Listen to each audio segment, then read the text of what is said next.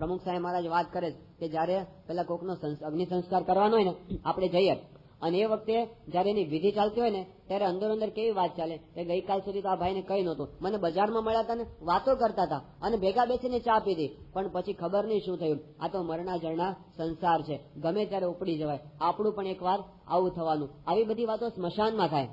આને શું કહેવાય ખબર છે? સ્મશાન વૈરાગ્ય. પ્રમુખ સાહેબ મહારાજ અને સ્મશાન વૈરાગ્ય કેસ. અને પછી સ્વામી કે ઘરે આવે અને નાય ધોવે અને બાદશાહી ચાના 2 ડોઝ લગાવે ને સ્વામી કે બધું ભૂલાઈ જાય, પાછું ભૂલાઈ જાય.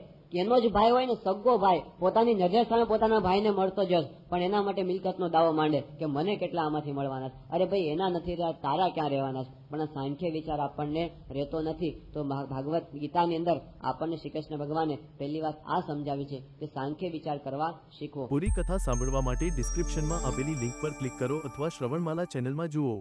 આવી વધુ કથા સાંભળવા શ્રવણમાલા ચેનલને સબસ્ક્રાઇબ કરો.